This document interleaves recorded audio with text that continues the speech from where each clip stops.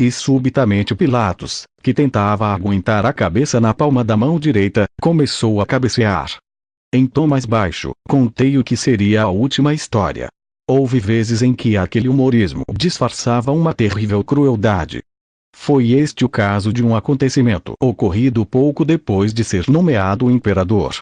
Como sabeis, prossegui, sem perder de vista os cabeceios do governador, quando Augusto morreu, deixou no testamento um importante legado econômico que Tibério foi distribuindo pouco a pouco. Pois bem, certo dia calhou passar o enterro em frente do Capitólio. E um dos presentes aproximou-se do cadáver, fingindo falar-lhe ao ouvido. Tibério estranhou, e perguntou-lhe por que fizera aquilo. O brincalhão disse-lhe que pedira ao morto que transmitisse a Augusto que ele ainda não recebera. Tibério ficou vermelho de fúria e deu ordem para que o matassem, para que fosse ele próprio a levar o recado ao falecido imperador Augusto. Ao concluir a minha narrativa, já Pôncio Pilatos jazia, de barriga para cima, mergulhado num profundo sono. E silenciosamente, a conselho do centurião, abandonamos a sala de jantar, enquanto um dos servos, cumprindo, segundo parecia, outra obrigação rotineira, iniciava uma mais que penosa tarefa: esgravatar com uma pena nas faces do seu senhor, a fim de lhe provocar o vômito, e, assim, poder desfrutar as delícias da refeição seguinte. Já no vestíbulo, e quando nos dispunhamos a despedir-nos de Cívilis, um outro centurião nos saiu ao caminho. Em latim, e quase ao ouvido, comunicou-lhe qualquer coisa. O chefe dos centuriões não respondeu às palavras do seu companheiro. Hesitou um instante, por fim, voltando-se para nós, procurou desculpar-se, informando-nos de que o tribuno da legião, destacado também com ele e os seus homens desde Cesareia, o aguardava para proceder à execução de uma sentença. Aquilo era igualmente novo para mim, e senti uma grande curiosidade.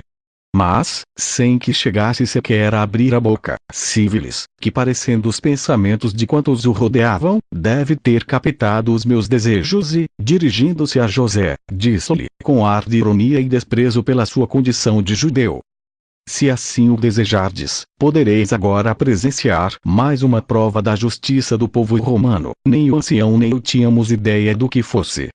Mas a voz do centurião soara quase como uma ordem e apressamo-nos a segui-lo. Na companhia do outro oficial, desceu a escadaria de mármore, dirigindo-se para a direita do pátio com arcada.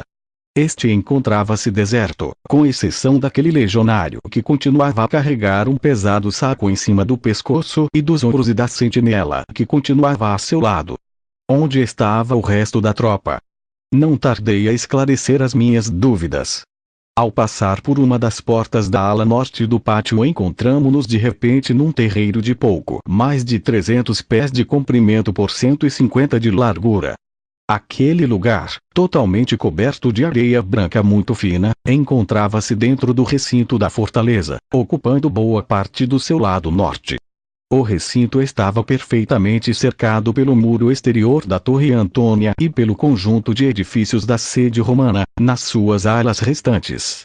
No extremo mais oriental estavam alinhadas umas 10 tendas de campanha, ocupando a totalidade daquele lado do retângulo a que nos conduzira o oficial, e que, de acordo com o que me foi explicado, não era mais que um campo de exercícios.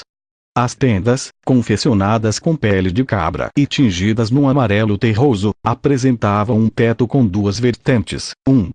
Por baixo destas tendas notava-se uma série de ripas que formavam a armação de cada uma delas. Segundo Cívilis, a afluência daqueles milhares de hebreus à festa anual da Páscoa obrigava-os a reforçar a guarnição de Antônia. Aquelas tendas de campanha satisfaziam perfeitamente as necessidades dos legionários que com ele vinha desde Cesareia. Em frente dos papílio, nome dado a estas tendas pela semelhança das cortinas da porta de entrada com as asas das borboletas, o exército romano tinha espetado meia dúzia de postes de pouco mais de 1,5 metros de altura.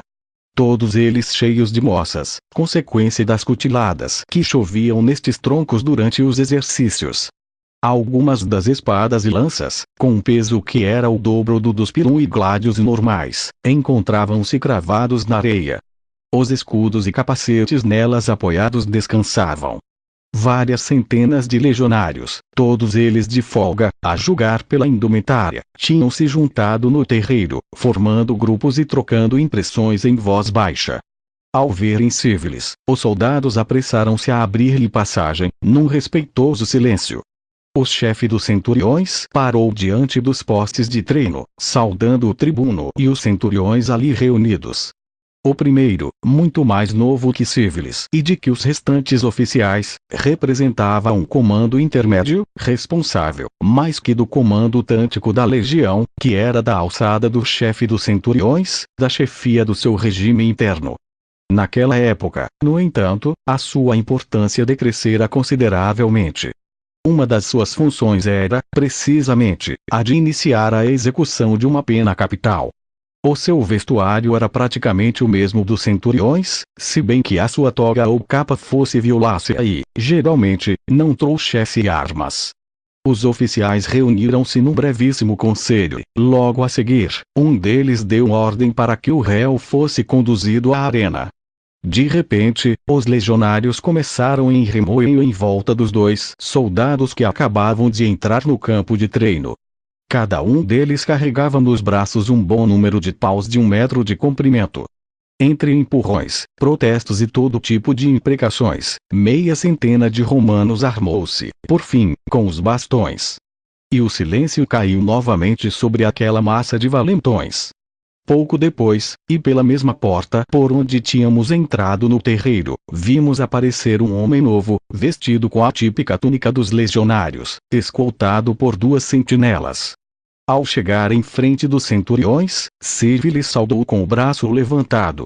O condenado correspondeu à saudação e, sem mais preâmbulos, o chefe das centúrias ordenou à custódia que o despojasse da roupa. No calão popular, o fato de viver ou permanecer num acampamento com estas características, com tendas de pele de cabra, era conhecido entre os soldados romanos como subpelibus esse, estar debaixo das peles. Do M de onde eu estava, atrás dos oficiais, observei como Cívilis entregava o seu bastão ao tribuno. Enquanto uma das sentinelas segurava a lança do seu companheiro, este, agarrando o decote da túnica, deu um forte puxão, rasgando até a cintura. Imediatamente, o soldado agarrou o pano pela parte de baixo do rasgão, abrindo-a na sua totalidade com outro puxão. Arremessou a túnica para a areia, tratando depois de despojar o infeliz da sua tanga.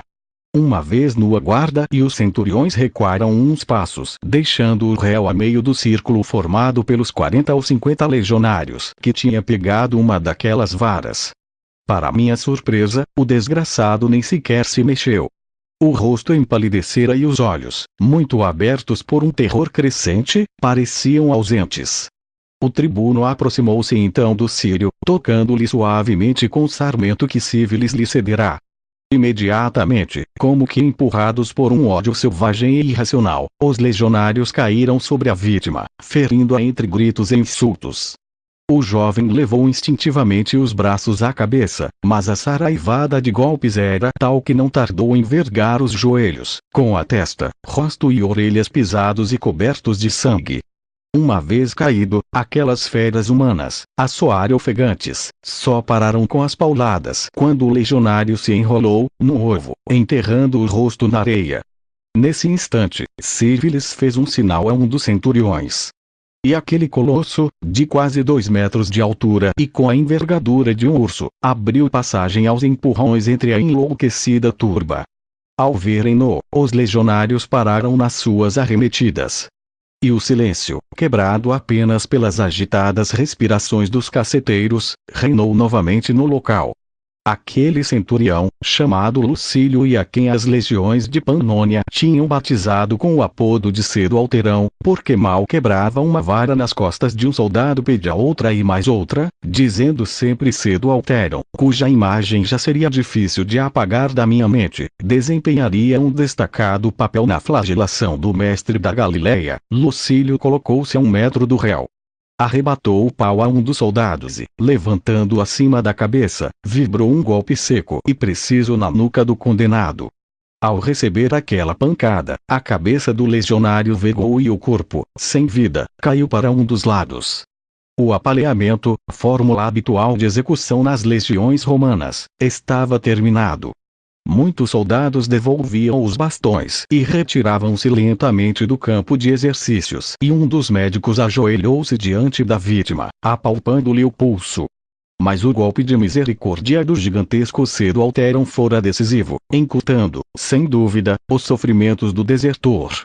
Civilis, que não parecia absolutamente nada impressionado com aquele sangrento espetáculo, respondeu à minha pergunta sobre a causa da execução explicando-me que aquele legionário cometera um dos piores delitos em que pode incorrer um soldado, o abandono do seu posto de guarda. Depois de um conselho sumaríssimo, os tribunos e oficiais tinham decretado a sua morte. Aquele trágico acontecimento, como já anteriormente referi, fez-me pensar sobre o que tinha lido, em relação ao suposto abandono da guarda pelos legionários que vigiavam o túmulo de Jesus. E um pressentimento começou a flutuar no meu cérebro: se as sentinelas romanas sabiam o que as esperava, caso desistissem da missão que lhes fora confiada, como conciliar então aqueles comentários de numerosos comentaristas católicos que afirmam que as sentinelas fugiram, aterrorizadas? Mais uma vez, os fatos registrados naquele amanhecer de domingo não iam coincidir com estas justificações teológicas, tão apressadas quanto falhas de rigor. Ao passar novamente pelo pátio com arcadas e ao ver aquele legionário com o pesado fardo às costas, não pude resistir à tentação e interroguei o centurião, que nos acompanhava até o túnel de saída da Torre Antônia.